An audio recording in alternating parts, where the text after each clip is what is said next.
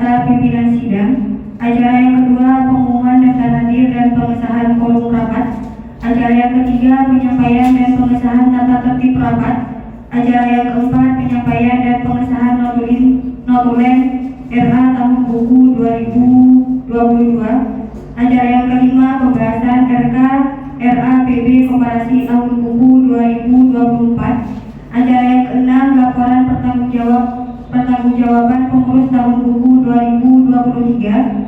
Acara yang ketujuh, laporan hasil evaluasi pengawas tahun buku 2023. Acara yang kedelapan, pandangan umum anggota terhadap laporan pertanggungjawaban pengurus dan laporan evaluasi pengawas tahun 2023. Acara yang terakhir yaitu doa dan penutup.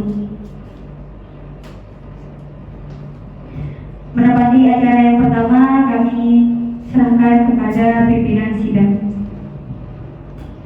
Assalamualaikum warahmatullahi wabarakatuh.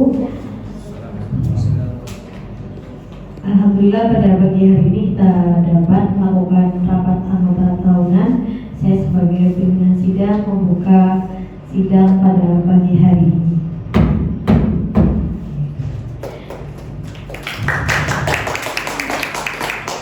Selanjutnya untuk pengumuman daftar hadir dan pengesahan quorum rapat. Yang hadir di acara rapat pada pagi hari ini ada 17 anggota, di mana setiap peraturan anggota yang harus hadir di rapat adalah setengah lebih satu, dan hari ini kita lebih dua, jadi acara rapat RAT ini bisa dilanjutkan. Selanjutnya sidang penyampaian pengesahan tata tertib kita buka. Langsung membuka halaman 4, teman-teman. Saya bacakan ya.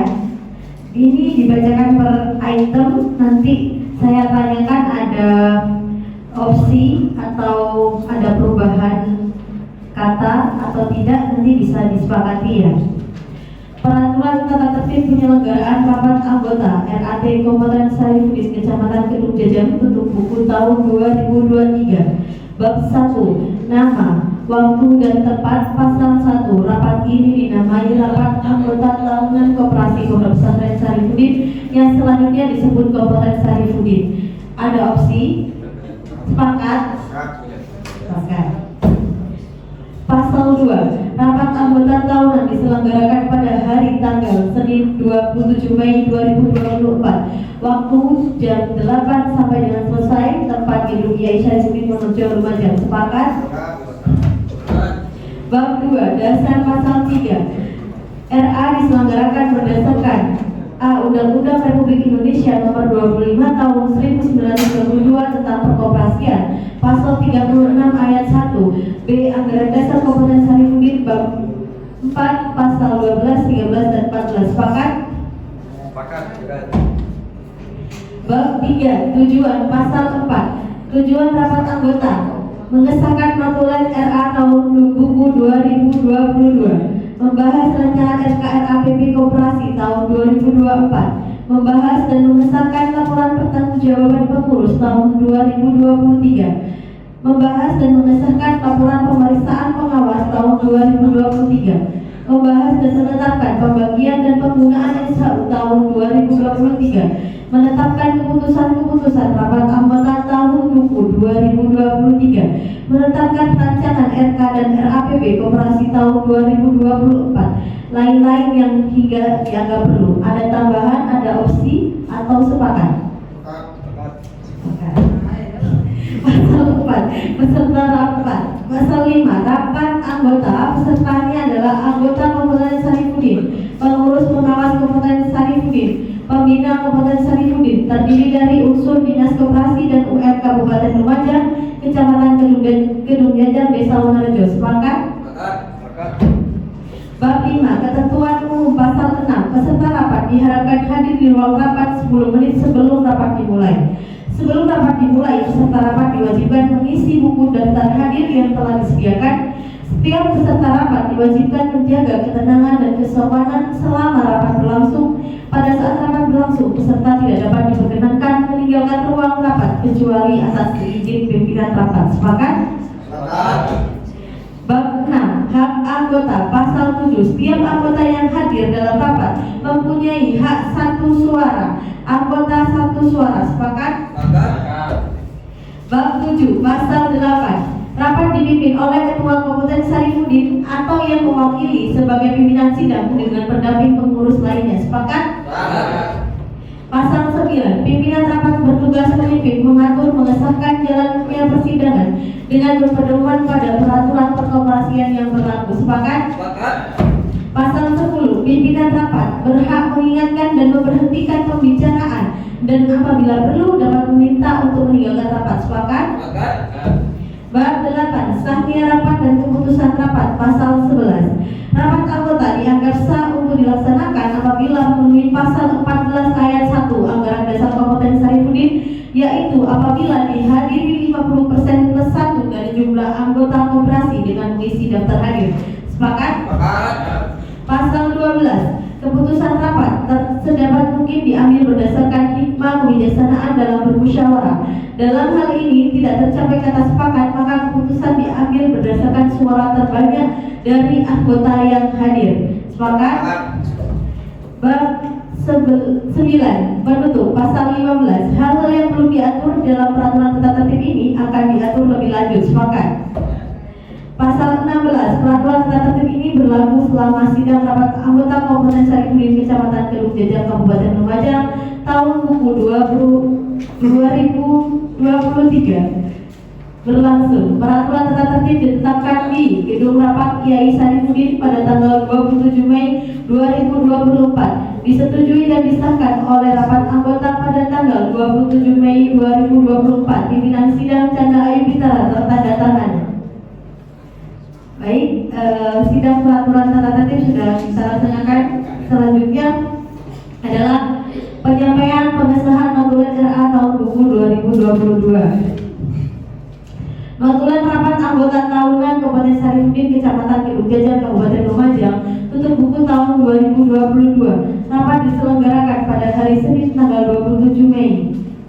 Ini salah ya tahunnya. Harusnya ini 2023. Dimulai jam 8 waktu Indonesia Barat. Tempat ruang laboratorium Sarifudin. Jumlah undangan yang dihadiri pada waktu itu adalah Dinas Koperasi dan UKM 2 orang, anggota 20 orang, ketua yayasan, wakil ketua yayasan, dan pengawas. Selanjutnya adalah pembahasan RKRAPB Koperasi tahun 2024. Ini teman-teman bisa dibuka halaman terakhir di pengurusnya. Kita membahas RKPB dulu. Oh ya, terakhir. Di halaman terakhir.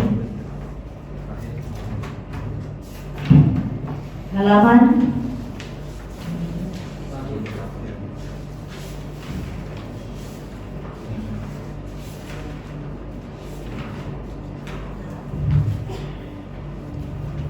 Rencana Kerja Pengurus Koperasi Pondok Pesantren Kiai Sarifudin Lumajang tahun 2024. Ini nanti jika ada opsi tambahan, teman-teman inginnya ada apa di koperasi kita, itu bisa langsung angkat tangan opsi. Ini perlu dibacakan atau dibaca sendiri dengan waktu 5 menit. Mau dibacakan? Oke. Rencana kerja tahun anggaran 2024 di bidang organisasi itu ada peninjauan dan penyempurnaan tugas. Yang kedua, penyempurnaan data organisasi. Yang ketiga, pemeriksaan berkala oleh pengawas dan pelaporan hasilnya.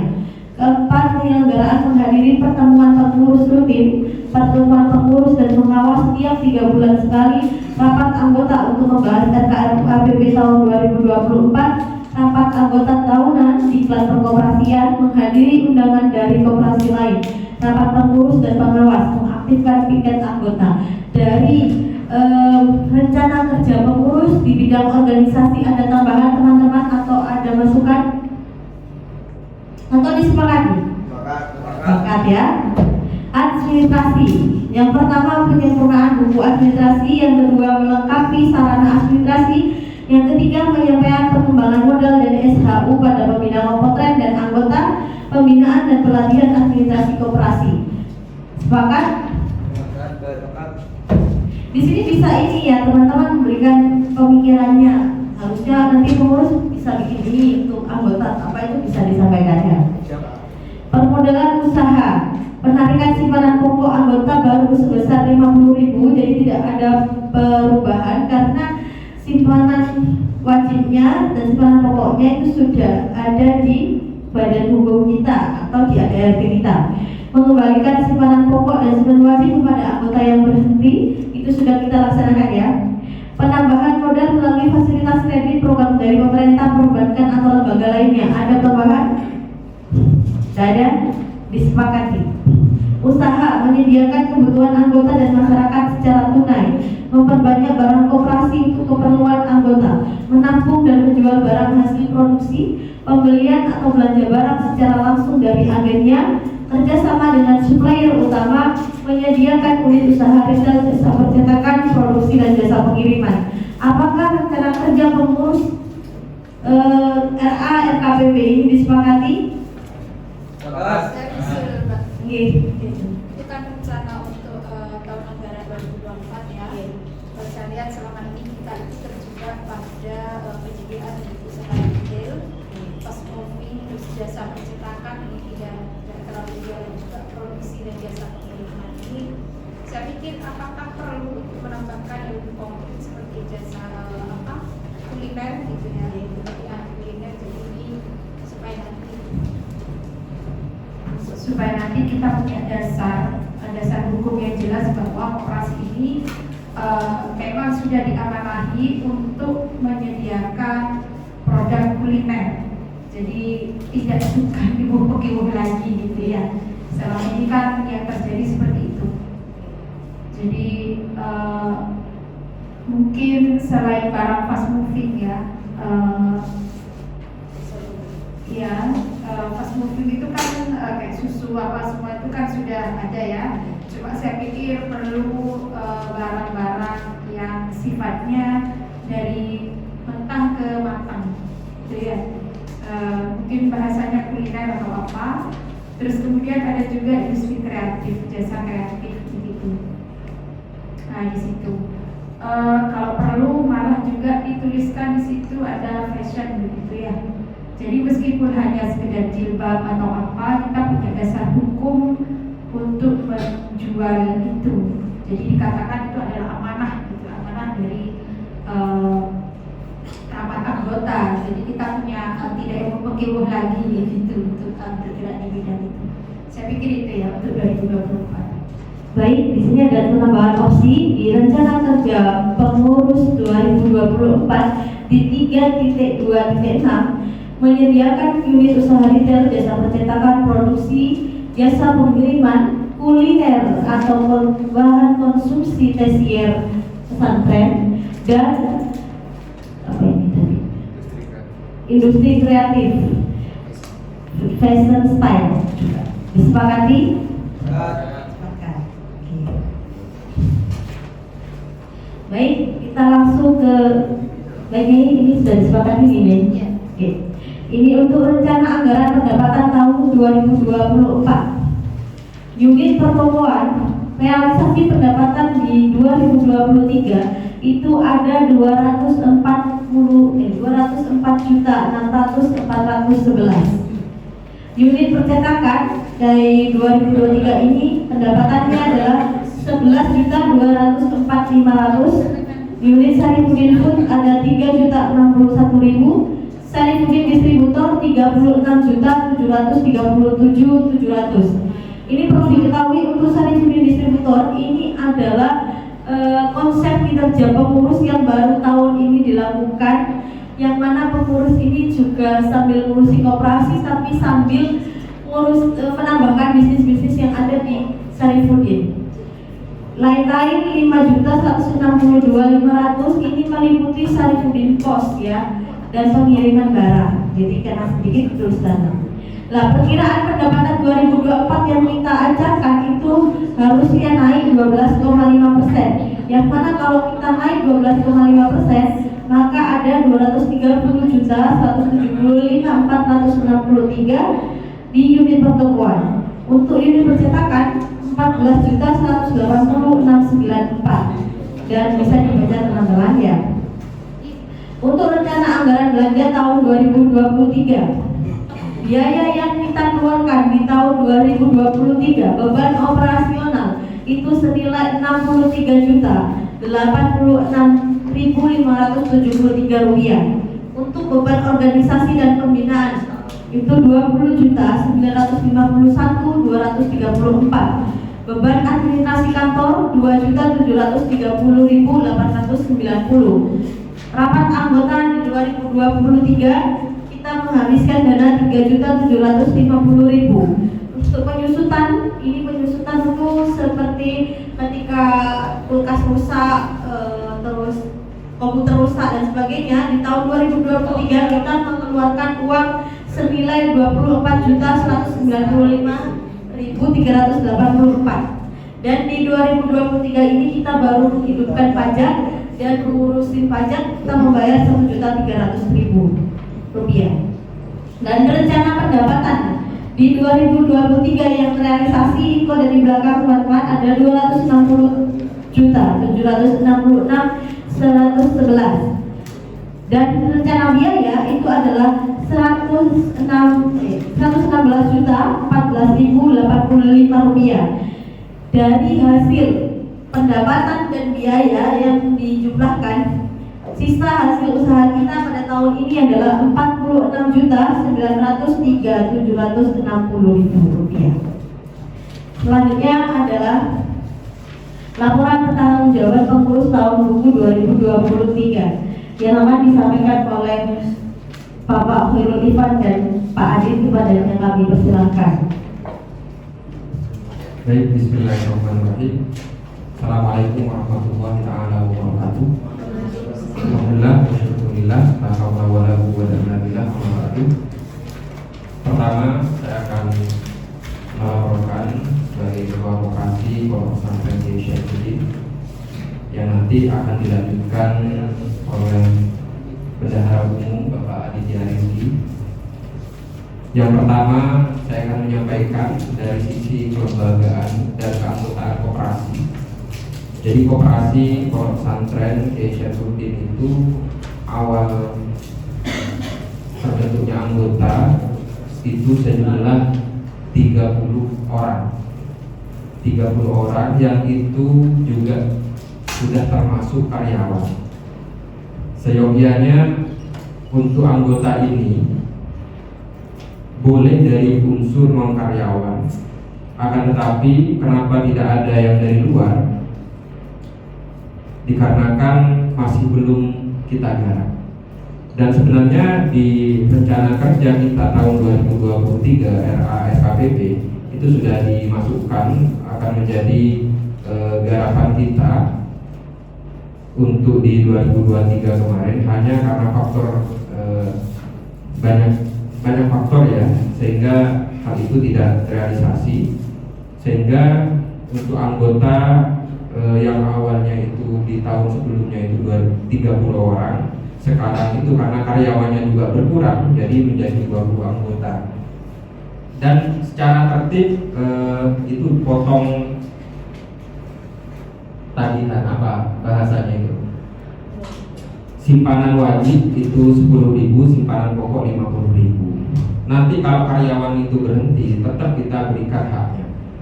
Jadi ini yang akan kita garap lagi, mudah-mudahan di tahun 2024 kita bisa menambah anggota baru. Dan sudah kami konsultasikan juga kepada Ibu Nyai bahwa sejak sebelum hari raya kita juga sudah support ke beberapa lembaga, dan rencananya lembaga yang di dalamnya terdapat dewan guru juga dari unsur dosen akan kita rencanakan menjadi anggota koperasi. Mohon doanya, mudah-mudahan terrealisasi. Kemudian yang kedua, upaya yang secara nyata untuk meningkatkan jumlah anggota itu dengan kita juga turun ke beberapa lembaga. Seperti kemarin saya turun ke lembaga NTS, tapi tidak secara komunal ya, secara personal. Itu Dewan Guru sangat mengharapkan adanya koperasi sebagaimana di KKMT KKNT itu dari deretan Toga Utara ke selatan itu unggul daripada toko Sena dan toko-toko termasuk Alfamart. Kenapa? Karena di sana juga menerapkan sistem anggotanya itu luar biasa. Jadi karyawan bisa mengambil uang gajinya itu dengan mengambil barang di KKNT, dan itu murah, itu sangat murah. Nah,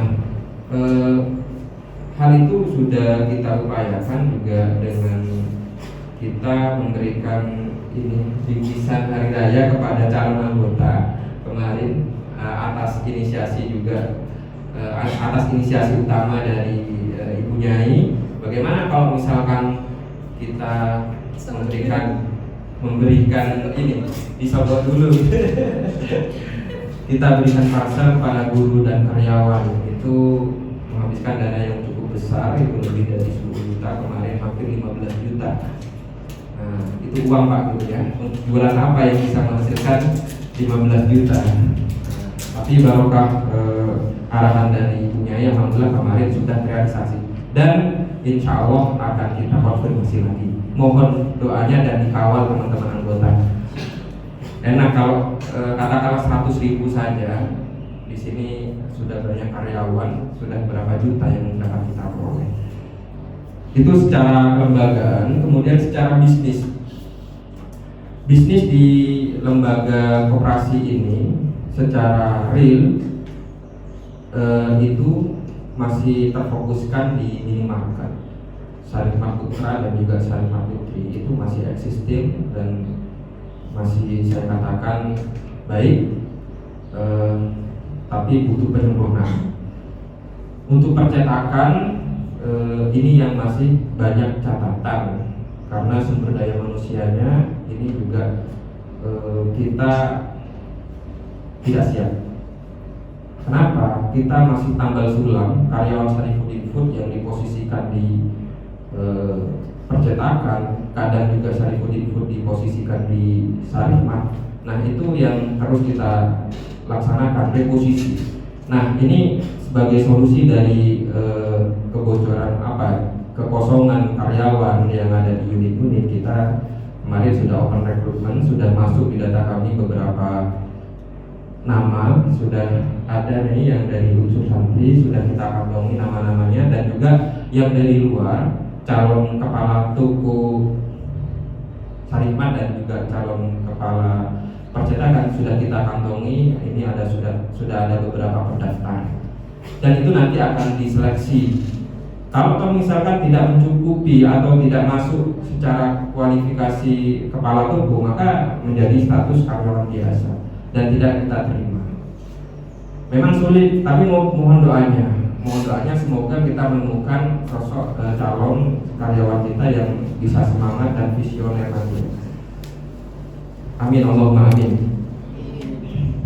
Kemudian secara bisnis lagi, saya melihat satu potensi yang perlu saya sampaikan, karena ini sudah kita laksanakan Ibu Nyai, yaitu rencana kami sebagai pengurus. Dan mohon maaf saya laporkan hal ini karena kita sudah laksanakan secara kultural, tidak secara resmi, yaitu Sarifuddin Distributor. Mungkin secara laporan itu sudah tersampaikan di cash flow dan juga laporan koperasi yang sudah dilaporkan setiap bulannya di dalam Google Drive. Itu ada Sarifuddin Distributor. Kemarin 2023 kami cek dan konfirmasi kepada bendahara umum, itu memberikan kontribusi pendapatan senilai 37 juta. Maksudnya gimana Sarifuddin Distributor? Artinya kita cari produk dan juga termasuk di dalamnya berasnya, termasuk di dalamnya beras. Kemudian produk-produk yang kita cari supplier besarnya, kemudian kita beli dengan jumlah banyak, kita jual kepada Sarimar, kepada Sarimar Putri, kita up harganya bagi hasil.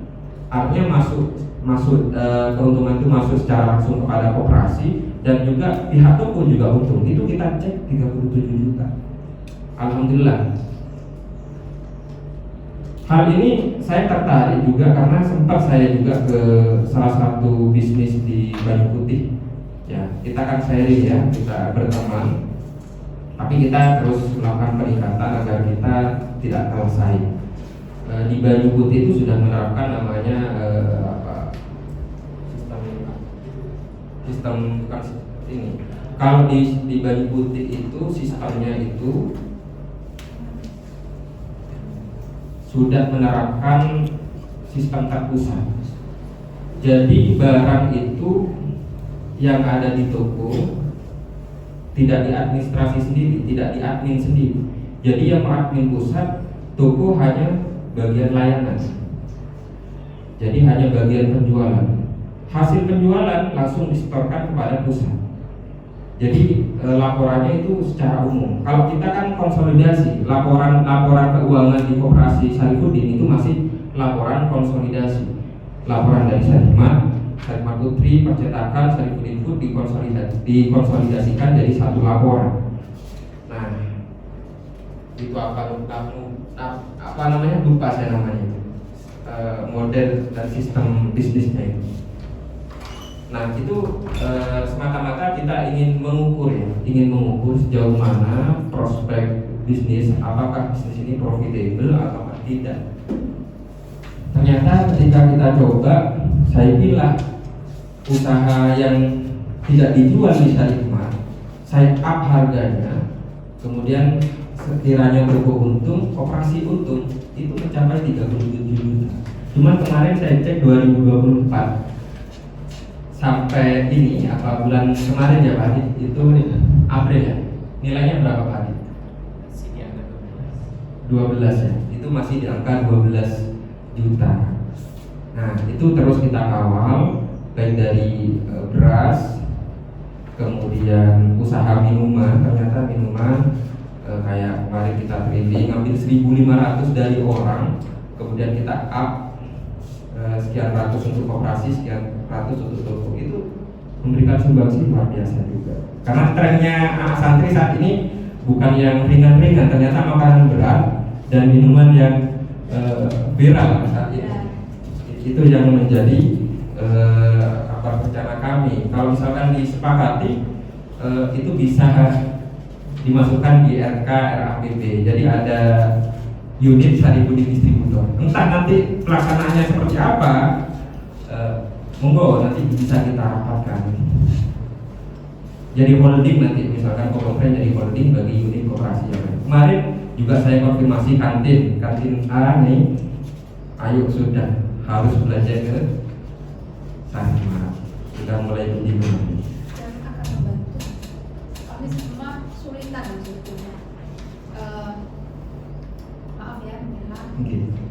Saya sepakat kalau memang itu betul-betul bisa jadi distributor betul, karena memang kami nih yang di kantin-kantin, ya saya tidak tahu kalau yang lain ya, tapi di saya pegang dua itu, kesulitan sekali. Seminggu 2 kali ke kota hanya untuk mie goreng, itu kan wasting time ya, anak pondok kan ya, buang waktu gitu. Dan mereka mulai gak menikmati, mulai kecapean dengan pulaan, jadi semobil ya pulaan akhirnya nyelempit di antara kardus-kardus, itu kan kasihan. Jadi asalkan harga bersaing, itu saya pikir akan bagus. Kita dari distributor Ya, besar. saya akan diomongin. Baik, terima kasih masukannya Ibu Nyai. Berarti kita sudah sepakat bahwa unit usaha Syarifudin Distributor akan menjadi unit usaha baru kita. Selain yang tadi sudah diusulkan Ibu Nyai, jadi ada usaha kuliner, fashion, dan juga terakhir bisnis kreatif. Dan kemarin sempat ini juga kami menyampaikan Ibu Nyai bagi santri yang memiliki kreativitas, karena memang di Syarifudin potensinya besar, tapi sampai detik ini kami yang sering keluar ke kegiatan di Jawa Timur itu memang santri pondok pesantren putri itu banyak peran. Seperti contoh di Probolinggo, pondok pesantren kecil terkenal itu punya pia yang garap santri putri. Nah, saya sampai menyampaikan ke teman-teman tidak begitunya ini, oke saya akan bikin, siap, nanti bisa dipasarkan, bisa dimakan. Kemudian gara-gara produk seperti di Genggong itu salah satu ibunya ini, gara-gara satu produk dibawa ke Hongkong. Nah ini kan menjadi luar biasa, membawa nama baik Pondok Pesantren Kiai Syarifudin selain dari bisnis yang kita peroleh. Dan terakhir, kami sebagai koperasi Pondok Pesantren Kiai Syarifudin sebagai pengurus tetap menjaga solidaritas solidnya teman-teman dengan cara terus mengawal anggota karyawan agar senantiasa bisa expert di bidangnya, terus kita latih, kita ajari walaupun ini masih banyak evaluasi kendala. Dan juga alhamdulillah kita ini Gus, kebetulan ada Gus Darwi sebagai pengawas, kita ingin belajar bisnis selain dari sisi profesionalitas, tapi juga pengen bisnis secara spiritualitas. Kami ingin Gus sebisa mungkin kita ada ijazah ini, misalkan ada ijazah di dalam doa kita setiap pagi, kita setiap jam 8 pagi ini doa Gus dalam rangka kita biar bisnis kita lancar, selamat, barokah. Mungkin nanti juga bisa diberikan tambahan dari Darwis dari sisi spiritualitasnya. Karena seperti pertemuan kemarin di Forkom, Uswatu juga menyampaikan bahwa ada di Kelakah itu pondok pesantrennya besar, tapi bukan karena ini dari bantuan-bantuan, tapi karena bisnisnya kiainya. Kiai ini punya lahan tebu cukup lebar. Kira-kira nanti kami juga bisa ditularkan Gus sebagai pengurus koperasi ini dan anggota, kira-kira bisnis seperti apa yang menguntungkan dan trik-triknya sekiranya kita juga bisa istiqomah menjalankannya. Sekian dari saya sebagai ketua pengurus koperasi dan nanti akan dilanjutkan oleh bendahara koperasi. Terima kasih. Assalamualaikum warahmatullahi wabarakatuh. Bismillahirrahmanirrahim. Assalamualaikum warahmatullahi wabarakatuh. Alhamdulillahirrahmanirrahim. Wa bihi nasta'in wa ala umuri dunya wa ala alihi wa sahbihi ajma'in. Wa ba'du. Mohon izin Gus Darwis, Nyai, dan juga perwakilan dari Diskobinda dan juga seluruh anggota Kopasantren Syarifudin, izin menyampaikan perihal keuangan. Yang pertama yaitu perihal permodalan. Seperti yang disampaikan oleh Pak Ivan juga barusan, untuk permodalan di sini untuk sumber dana itu memang mengalami penurunan karena dari tahun kemarin 2022 sekarang 2023 itu mengalami penurunan untuk di anggota, sehingga untuk simpanan pokok dan juga simpanan wajib ini juga secara otomatis berkurang. Harapannya untuk tahun 2024 ini bisa bertambah sehingga untuk permodalan dari Kopasantren sendiri itu ada tambahan. Harapannya demikian. Selanjutnya untuk tahun 2021 kami juga ada pinjaman dari pihak kedua. Kemudian di tahun 2022 juga sama. Alhamdulillah di tahun 2023 kemarin tidak ada modal pinjaman, namun ada dana hibah sebesar 140 juta, begitu Bapak. Jadi di tahun 2023 itu ada dana hibah yang masuk kepada kami 140 juta rupiah. Nah itu alokasinya kemana? Jadi sudah kami presentasikan juga untuk alokasi dana 140 juta tadi itu 20% itu untuk perbaikan yang ada di Syarifmat, kemudian 80% itu fokus kepada penambahan produk. Itu sesuai dengan proposal yang kami ajukan. Kemudian di bidang usaha kami di tahun 2023 itu ada beberapa usaha yang kami jalankan, namun ada juga di tahun 2024 sudah tidak ada. Salah satunya percetakan selatan. Kalau tahun 2023 itu masih ada, sehingga untuk pemasukan itu memang relatif sedikit. karena di pertengahan tahun 2023 percetakan selatan sudah tidak ada. Untuk selanjutnya ada Syarifah Putra, Syarifah Putri, Syarifuddin Food, dan Syarifuddin Pos. Dan juga yang terakhir toko kitab atau ATK yang ada di samping Syarifah. Sehingga untuk pendapatan di tahun 2023 itu sejumlah 257.705.111 rupiah.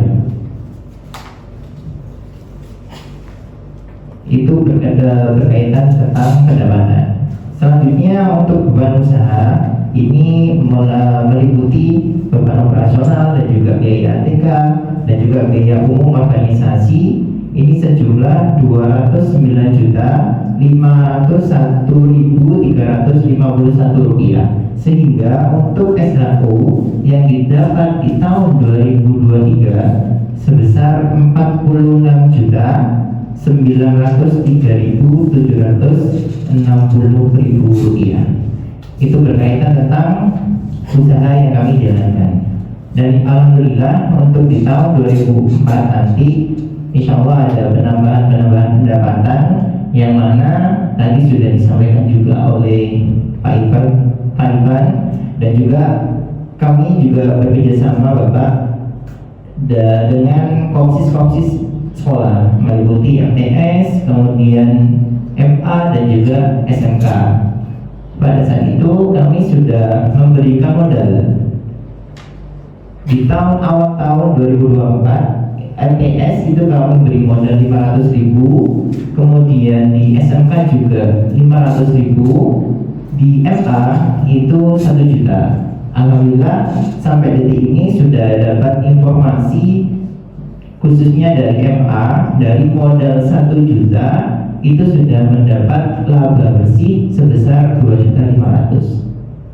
Insya Allah di tahun 2024 nanti ketika sudah maksimal di komsis jadi ada penambahan untuk pendapatan komponen, sehingga insya Allah setelah yang disampaikan barusan itu bisa menambah 12,5% dari pendapatan tahun 2023, penambahannya 12,5% di tahun 2024 nanti. Mungkin itu perihal laporan keuangan yang bisa kami sampaikan Bapak. Kurang lebihnya mohon maaf. Akhirul kalam. Assalamualaikum warahmatullahi wabarakatuh. Selanjutnya adalah laporan hasil evaluasi pengawas tahun buku 2023 kepada Gus Darwis kami haturkan. Baik, Assalamualaikum warahmatullahi wabarakatuh. Yang saya hormati jajaran pengurus yayasan yang hadir, dari dinas koperasi yang hadir, yang saya hormati, dan seluruh pengurus potret dan seluruh anggota yang hadir. Alhamdulillah saat ini saya berkesempatan untuk menyampaikan laporan pengawas karena saya masih jadi pengawas. Mestinya ini yang menyampaikan adalah Gus Pur, tapi beliau berhalangan hadir, dan saya memang pengawasnya dua, yaitu Gus Pur dan saya sendiri. Sepanjang yang saya amati dari pelaksanaan komponen Syarifuddin, saya melihat dari tahun ke tahun ada perkembangan, dan itu patut kita syukuri. Dari data yang masuk kepada saya dan laporan yang disampaikan bahwa perkembangan mulai dari sistem, mulai dari produk yang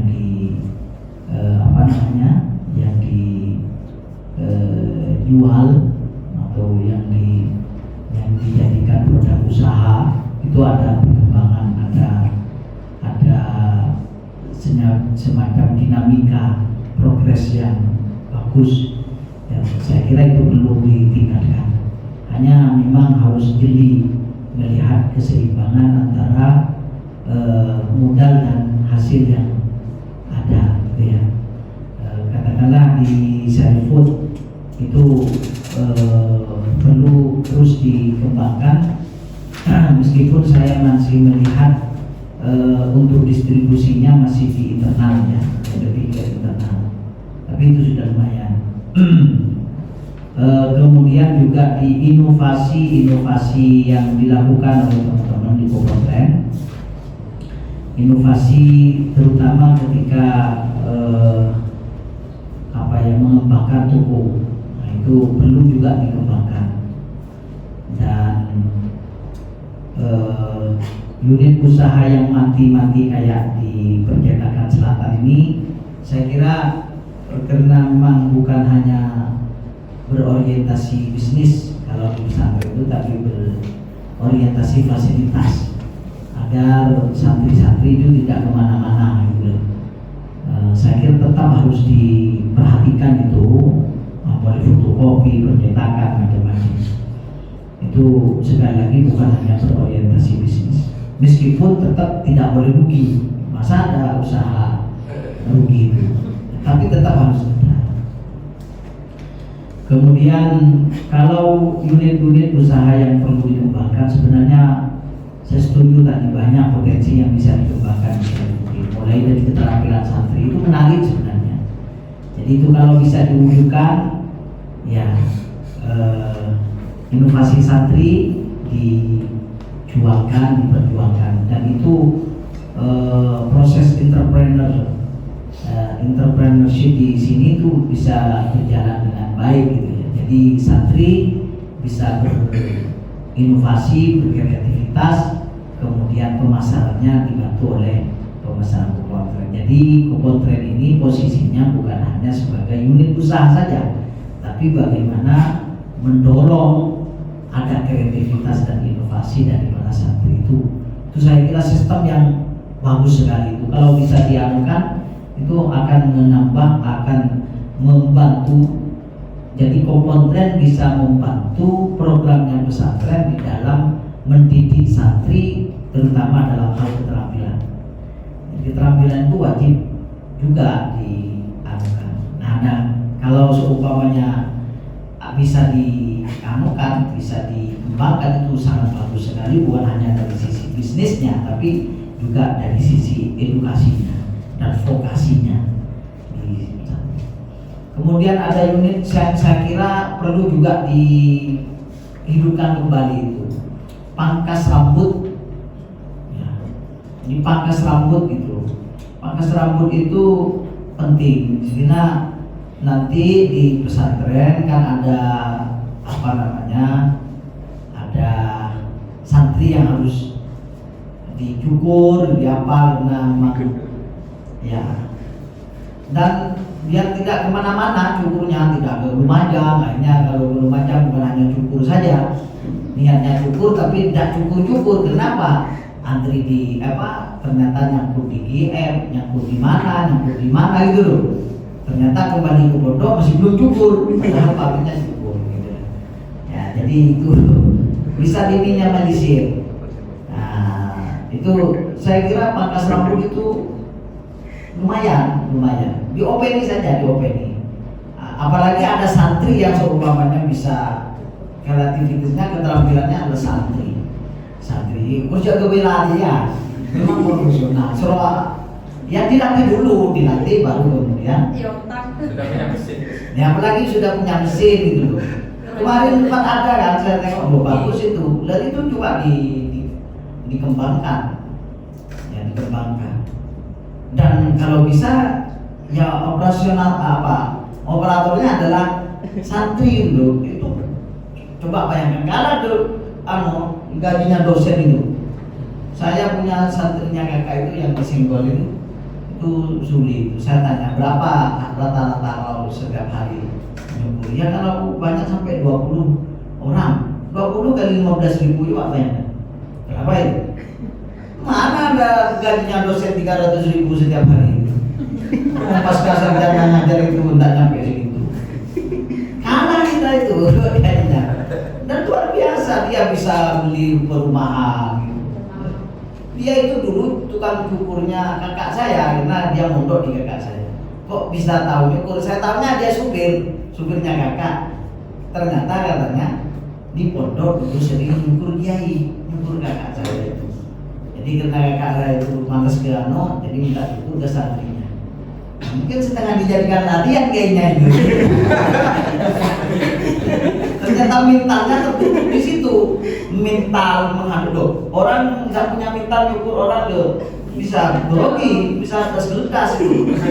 Sampai panas itu. Ya banyak apalagi. Jadi memang kalau dulu dilatih dulu, dimagangkan dulu atau di apa gitu, lebih minim. Itu luar biasa itu hasilnya. Coba 1 hari 300.000 kali 30.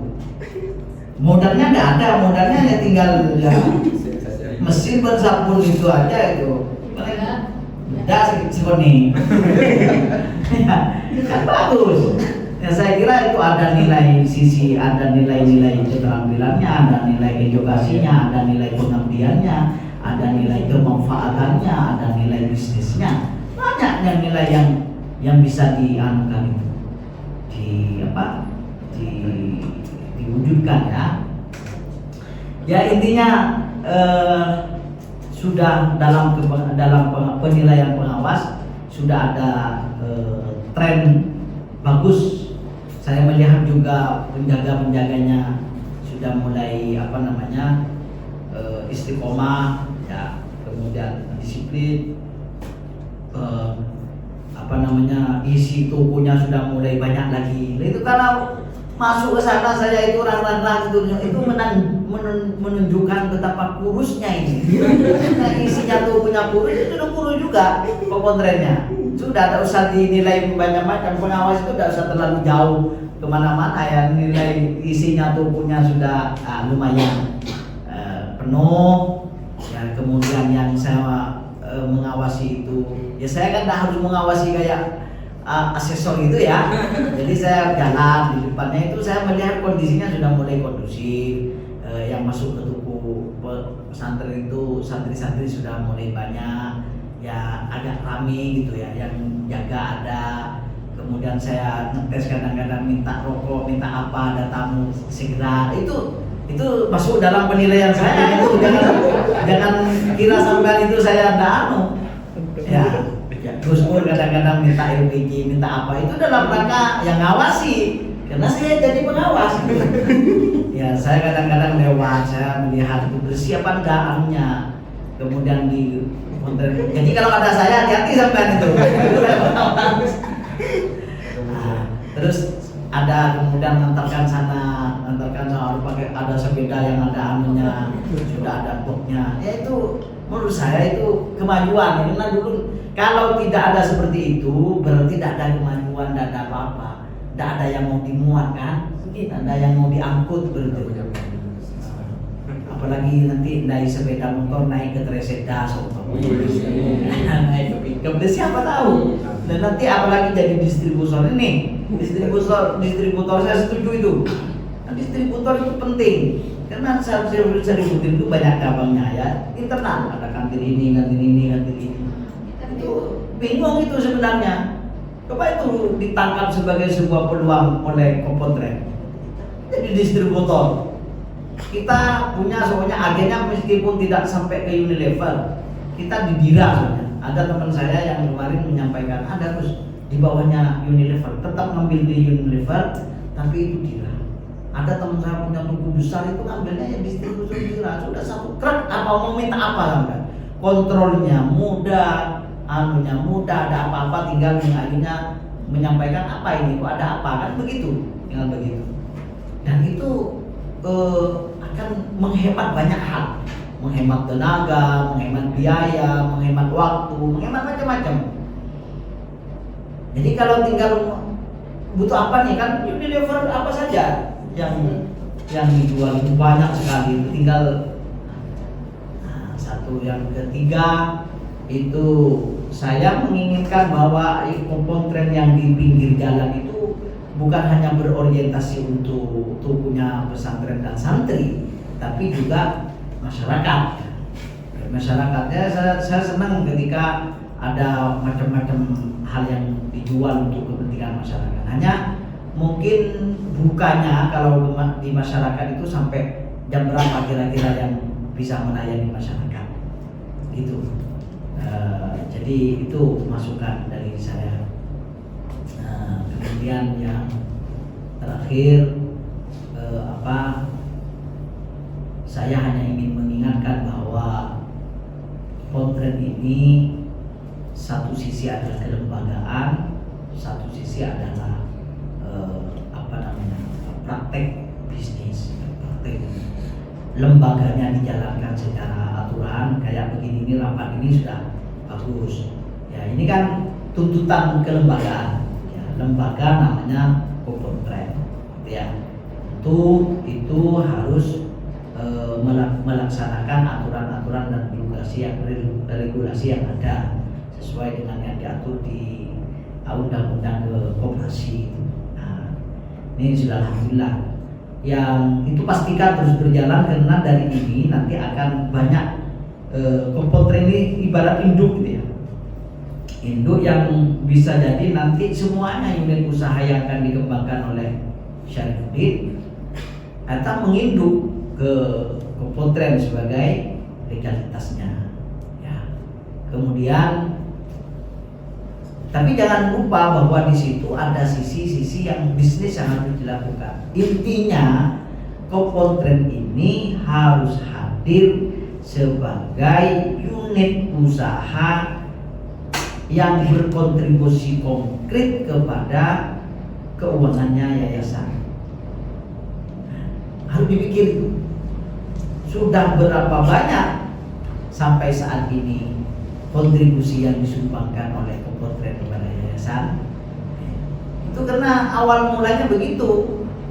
Awal mulanya didirikannya Pontren itu yang mulai dari toko kecil itu seperti itu, jangan dilupa itu.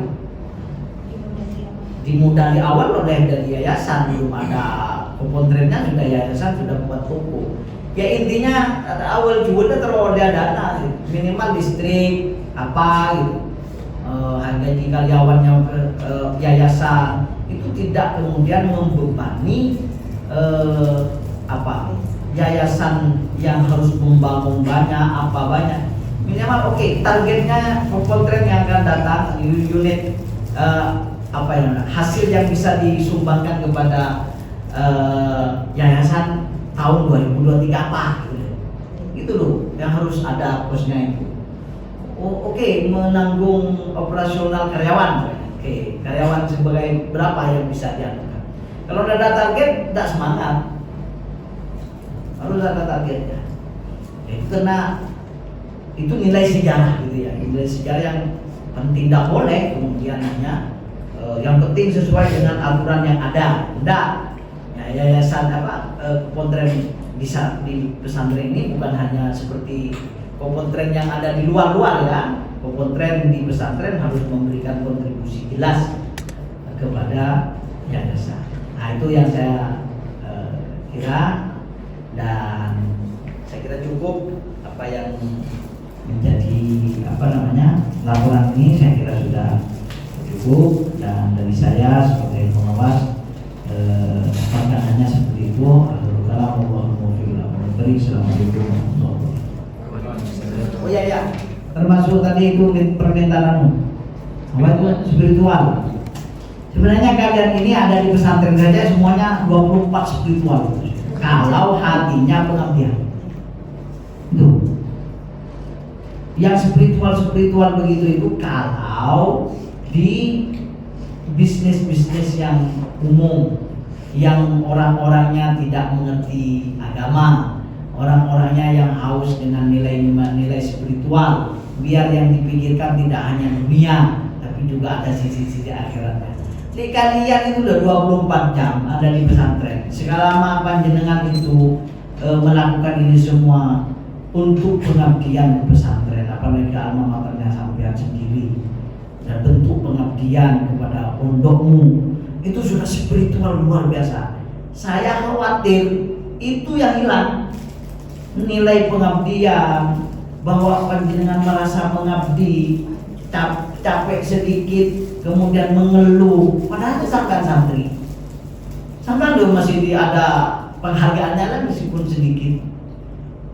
Mestinya kalau saya dulu udah ada itu ngabdi, kulaku perokan itu tidak mulai ke masyarakat. Tetapi enggak, alhamdulillah para masyayikh memikirkan bukan hanya kamu mengabdi secara kamu masih ada bisyarahnya, ada mukafaahnya, ya. Padahal mau santri lamban enggak itu, enggak ada begitu. Ngabdi itu torot, lekau TV itu.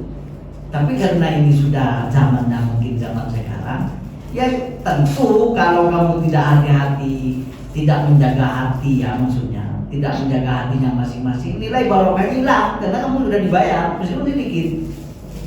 Ada pamrihnya berarti. Dulu udah ada, makanya besar sekali keberkahannya itu. Ketika pulang ya bisa menjadi bisnismen besar, menjadi Pak Haji, Sandi punya bisnis gitu loh. Itu padahal tidak belajar dari mana-mana. Dan makanya nilai-nilai seperti itu menurut saya cukup menjadi modal nilai spiritualnya kalian semua. Karena kalian ada yang alumni, ada yang masih santri. Nah itu para aja pengabdian. Beri untuk alhamdulillah tade ya bersabar, alhamdulillah. Tade pun soalnya, tidak ada pun, nggak usah mikirkan itu sampai ini. Ngabdi bagus, kamu akan tunggu keberkahan yang akan diberikan oleh Allah nanti di tengah-tengah masyarakat. Ya saya kira itu, saya masalah amal-amalan. Di tali pondok itu sudah baca itu. Mau apa sampean? Mau apa yang mau? Ya biasanya saya salahnya biasanya pergi itu kan ada yang Oh gitu itu. Itu baca apa? Itu menurut saya Membakar spiritual. Oke, itu bagus. Itu profesionalisme itu saya. Profesionalisme yang kemudian disesuaikan dengan local wisdom. Ada kebijakan-kebijakan di pesantren, mulai dari seragamnya yang jaga tetap ada santri pakai sarung, kemudian pakai songkok, ya kalau jangan lupa salam senyum itu ya. Kemudian ada apel bagi setiap monggo itu, kemudian baca alam nasroh. Ayo saya ada ijazahkan alam nasroh kalau bisa 7 kali. Itu Fatihahnya ke Habib Hamid.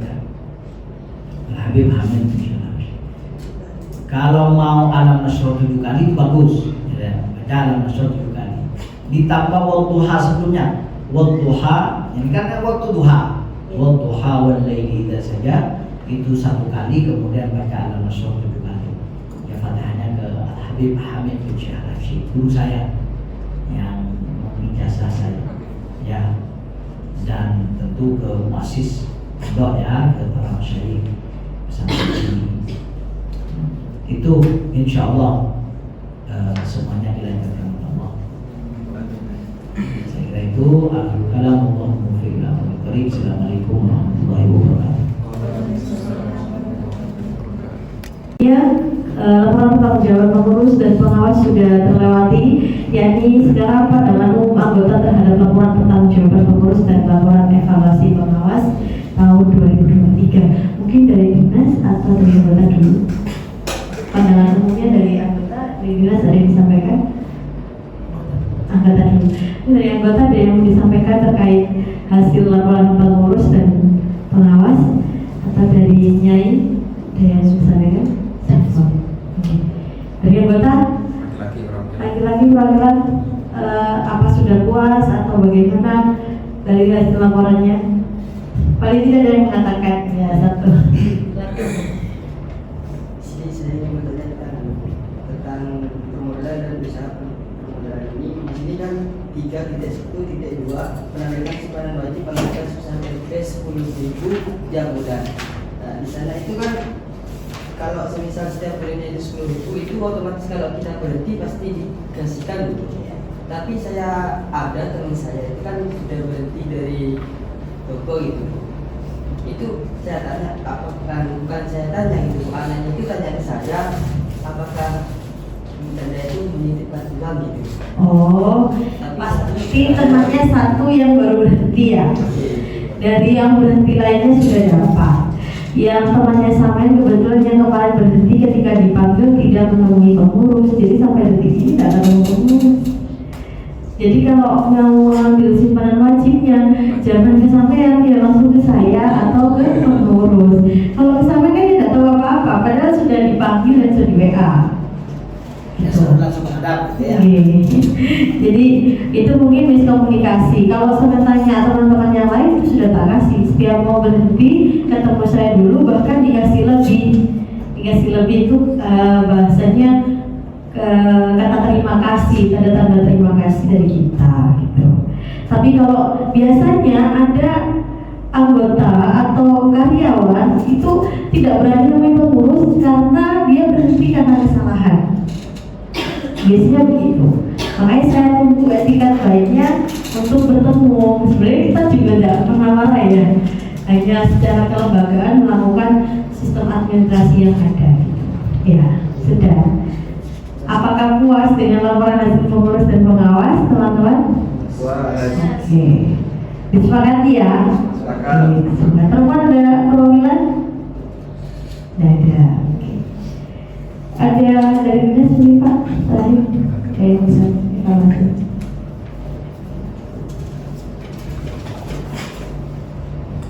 Assalamualaikum warahmatullahi wabarakatuh. Terima kasih atas waktu yang dapat diberikan kepada saya terkait arahan dari dinas mengenai pembuatan laporan keuangan dan administrasi lainnya termasuk buku 16 macam diharap agar diisi dengan tertib. Lalu yang kedua agar kepada pengurus dan pengawas untuk melakukan pendataan aset yang dimiliki koperasi untuk bisa dimanfaatkan bagi seluruh anggota. Dan yang ketiga, pengurus koperasi untuk melengkapi segala dokumen aturan hukum yang terkait dengan perhimpunan dari anggota dengan membuat persus. Demikian evaluasi dari dinas. Sekali lagi, saya ucapkan selamat melaksanakan rapat anggota tahunan tutup buku tahun 2023. Assalamualaikum warahmatullahi wabarakatuh.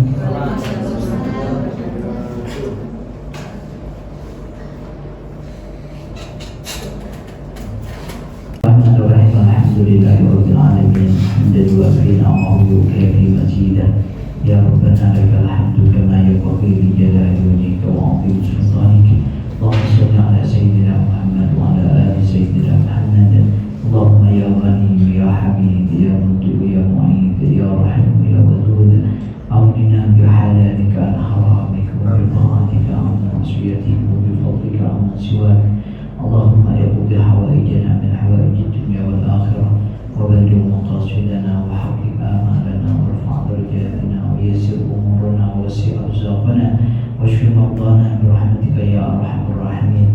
Allahumma la tada' lana wa liman ma'ana dhanban illa ghafartah wa la daynan illa qadaytah wa la hamman illa farajtah wa la musafiran illa wasartah wa la maridan illa shafaitah wa la hajatan min hawaij dunya wal akhirah illa qadaytaha wa yassartaha ya rabbal alamin. Allahumma ya